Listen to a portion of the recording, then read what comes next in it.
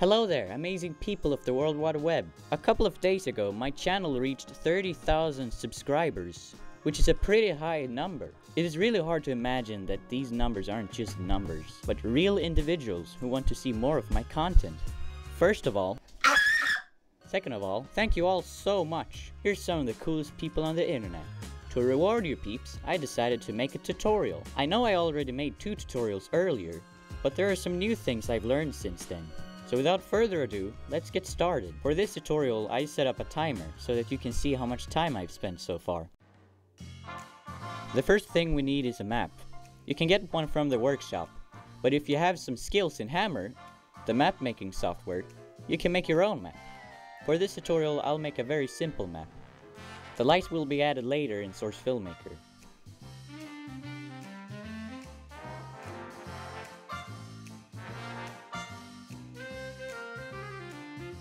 When the map is finished, put the BSP file in the Maps folder.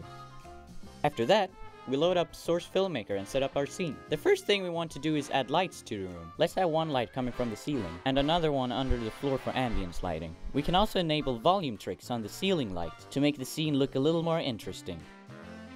Then we can put in our Joel model.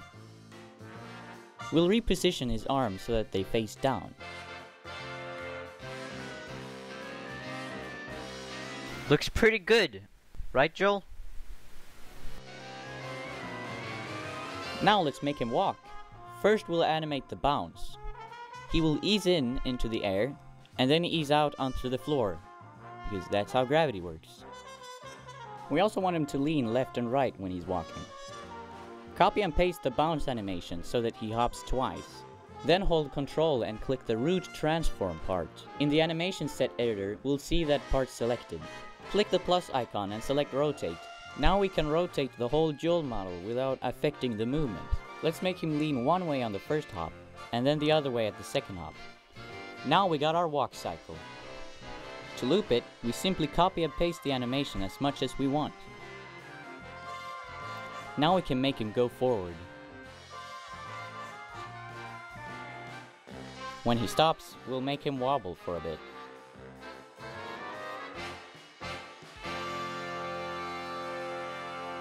In my previous tutorial, I used the website to download the voice clips.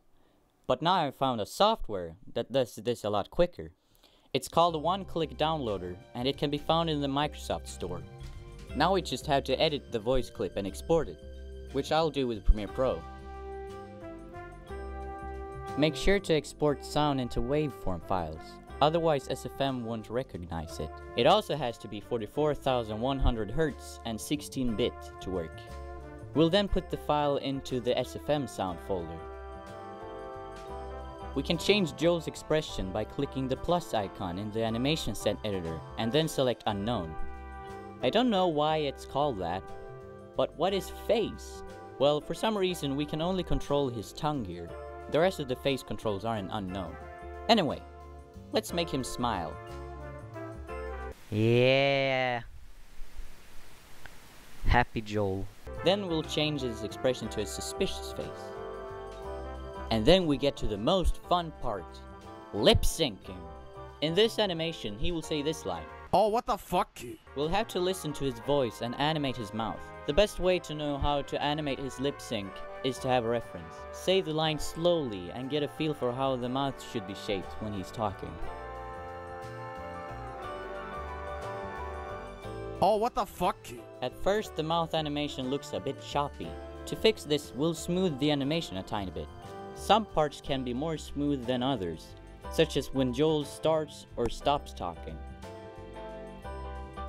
Now when we're finished with the lip sync, we can animate his eyes and his eyebrows to make him look even more expressive.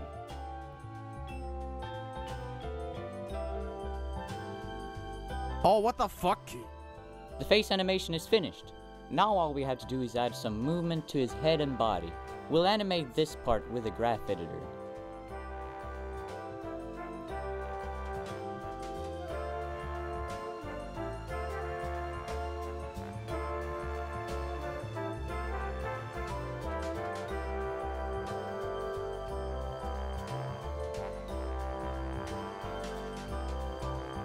Oh, what the fuck?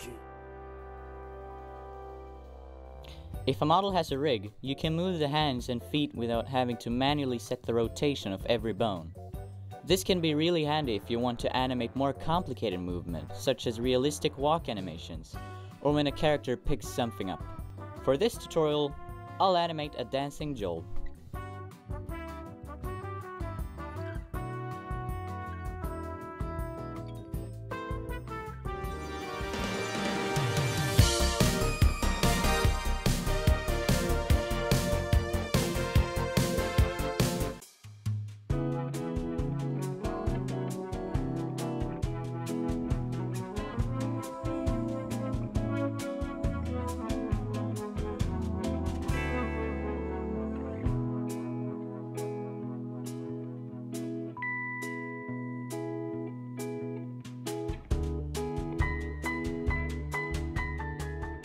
Now when we have exported our animation, comes the last step, editing.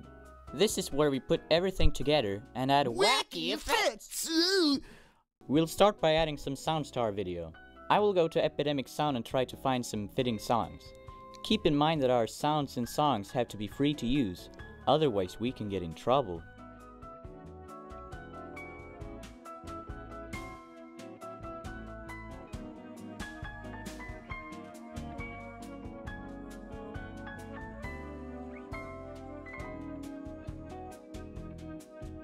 We can also add some reverb to Joel's voice clip to make the sound seem more fitting to the room he's in.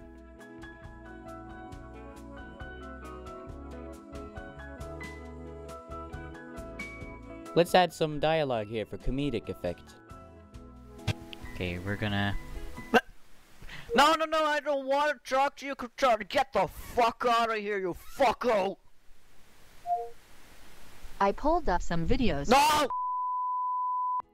I'll muffle the music and add reverb to the voice clip to make it sound like he's thinking.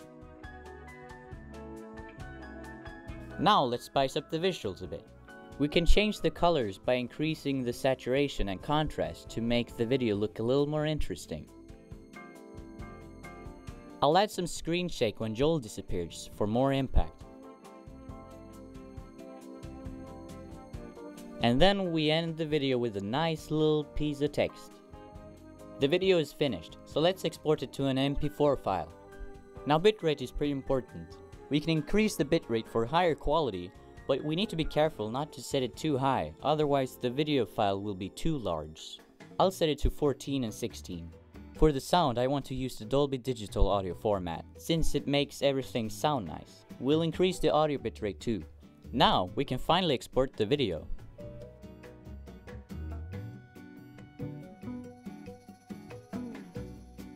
Thumbnails are pretty important. If a video has a good looking thumbnail, more people will want to click on it, but you don't want it to be completely unrelated to the actual content, because that would just be mean. I'll start by taking 2 bits out of the animation and put them together side by side.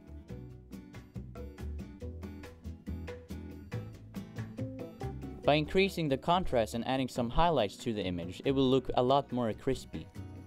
We'll also add some text to the thumbnail. For this text, I'll use the font called the Minion, because it looks fun. This is the font I use for the titles of my other animations, such as Joel Goes Home and Joelception. Let's add some shine to our text to make it look more attractive. We'll also add shadows to make it easy to read. Then we save it as a JPEG and it's finished. And there we go! Our short animation is ready to be uploaded to the internet. It only took us about 2.5 hours to complete. Let's take a look at our finished animation.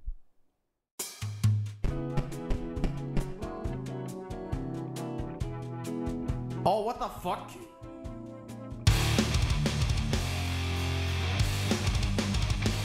What the fuck is happening? What the fuck is happening tonight?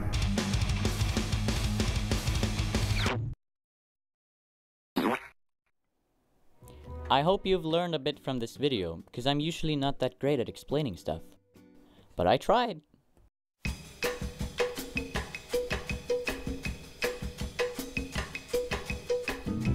Jacob Washington asks, how do you animate so good in SFM? I use Blender, but I also want to learn how to animate in SFM. Well, I hope this tutorial helped. Don't expect to be really good at first though. Like a lot of people say, practicing is the best way to get good. It might take a while until you master animation, but if you have enough patience, you'll get there. Biggest Boy asks, what was the hardest Joel vid to animate? I don't exactly know what the answer is, since all of those videos were pretty much equally difficult to animate. But I guess I'll say Joel Goes Home was the hardest one to make, because I was a little too ambitious with it. I wanted it to include a lot more things than my previous animations, which made it take a lot longer to animate. Rayquaza used Shadow Ball asks, what was the one animation you really liked and still like till this day? And what was the first video that you watched that made you watch more? Vinesauce specifically.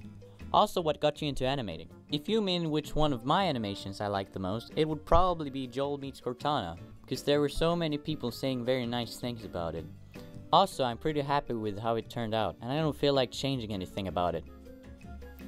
Except maybe I could have added Minecraft sex porn. The first Vinesauce video I watched was the Super Mario 64 corruptions video. I really liked it because it was very different from all the other gameplay videos I had seen before. Then I saw the Windows 98 destruction video, and I thought it was really funny.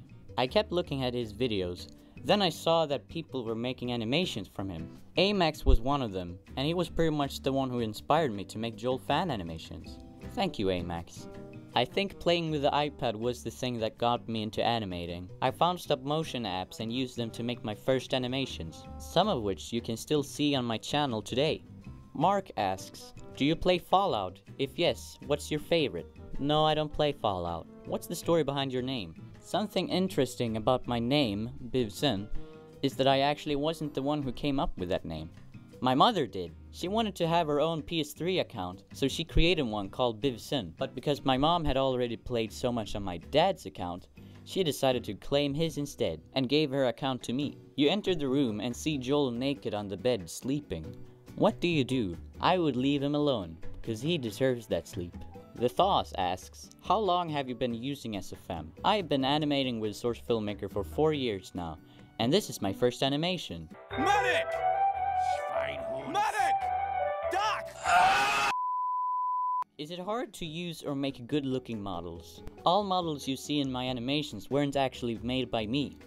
I don't know how to do that yet. I basically just browse the Steam workshop for the models. At the end of my videos, I make sure to include every workshop item I've used, and the people who made them. Is it hard to use them?